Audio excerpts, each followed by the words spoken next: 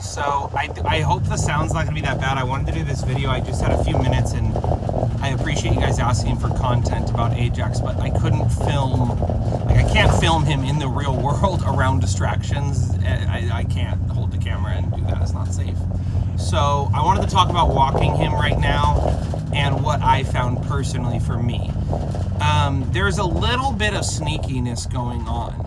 And what I mean is, you really have to pay attention to where he's looking and what he's looking for. And like, if he's looking up ahead, if he's smelling and looking up ahead, smelling, looking up ahead, he's hunting basically people or dogs. Not in a malicious sense.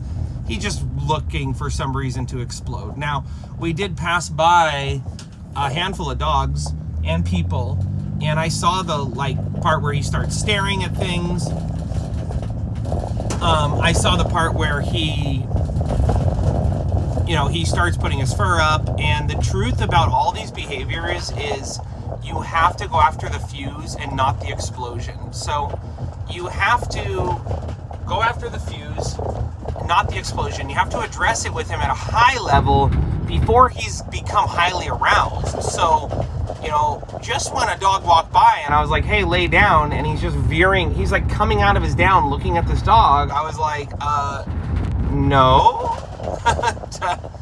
And I went high on the remote, and we'll talk about this. I have him set up with a special button on there, and he needs to move away from the thing. So you have to help him understand physically, mentally, you need to move away from this thing. You need to stop looking at it, and you need to move away. And I was happy to see that even though he was in a down command, he understood, because when I went to correct him, he moved away from the dog. So there is a degree of understanding of, hey, when you correct me, when you punish, I need to move away from the thing that I'm staring at. You're never telling me really to move away from you. Now with mom and the knee, you could practice moving away, but that would really probably be something more like you're using the remote at a low level and just telling the dog, hey, go on, get away from me. But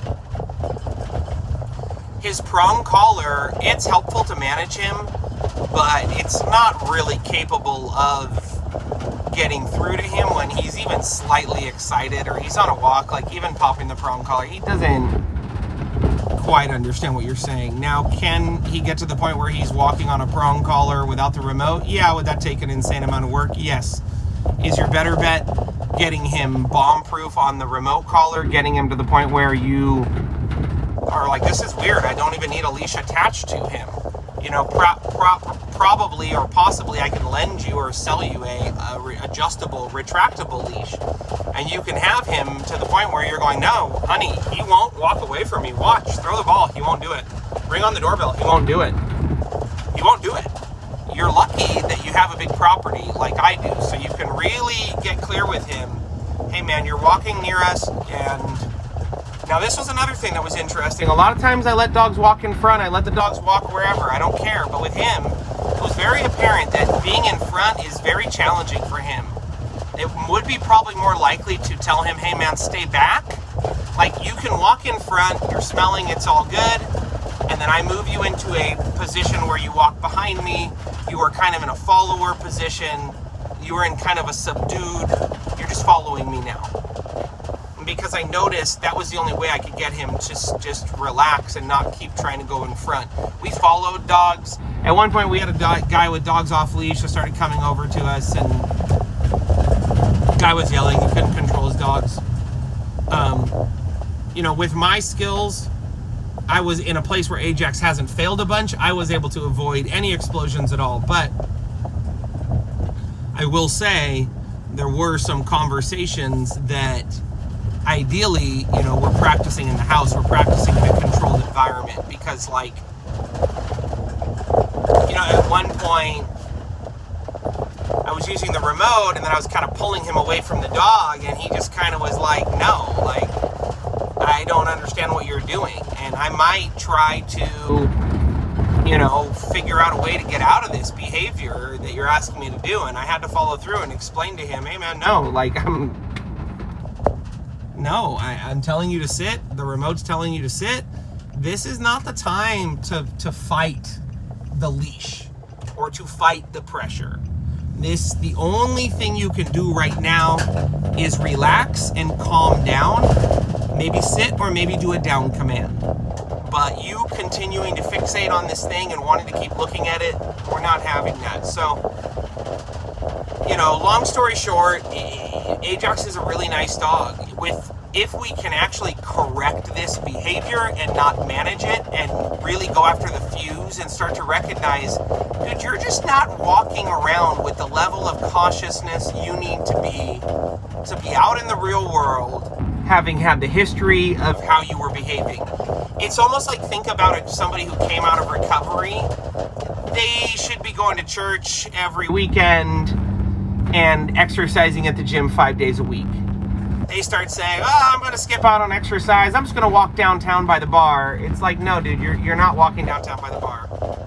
For 2 or 3 months, you're going to the gym 5 days a week. You're not drinking. There's no booze in the house. It's not happening. And that's the thing with Ajax. Like, for 2 or 3 months, you're not obsessively looking at dogs. You're not reacting to things. You're not staring at things. That's just not happening. And if you do that and you're confused, you'll find out very quickly it's a very bad idea. It's actually a horrible idea. And even if you are just not paying attention to me when we're around these distractions, that's a horrible idea. I mean, we have to realize, if we are like the traffic signals to the dog, I am basically the stop sign and I am the traffic light. I am the speed limit sign for the dog.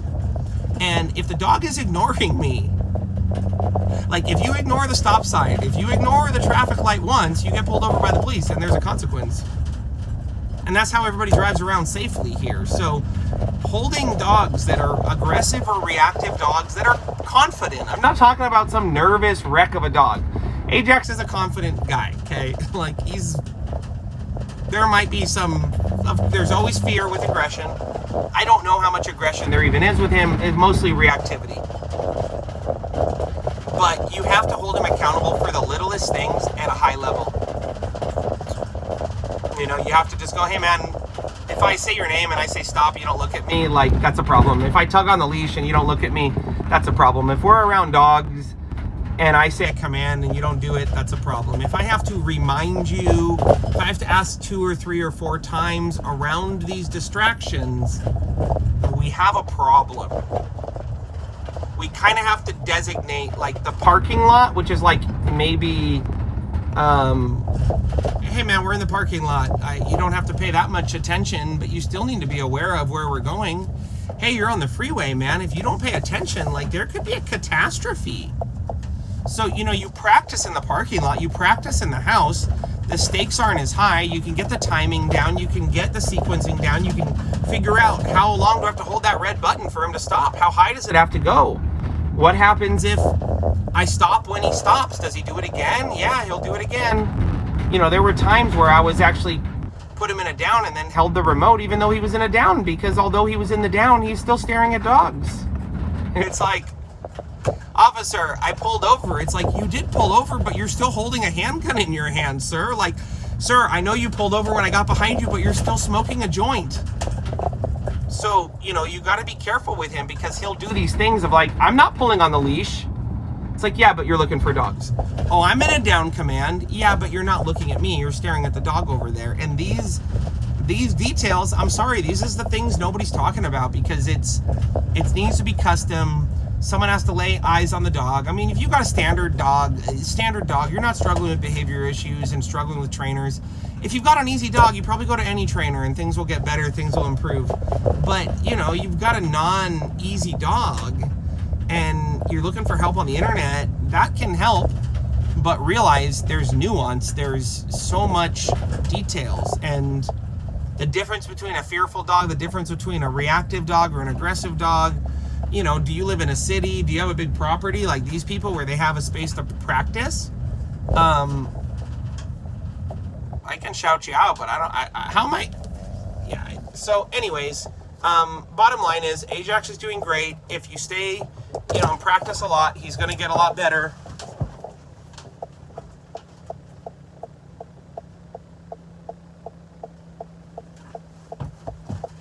If you master the remote collar primarily and his impulse control around the toys and you master that to the point where you're like, oh no, watch, I'll throw the toy and I'm gonna throw it as hard as I can. He's not gonna get out of a down. Not gonna happen. I might have lost my window here on my gate here.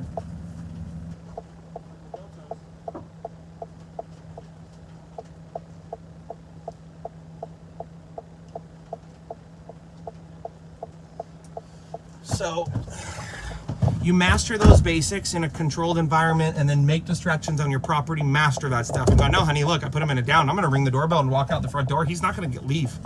He's in a down.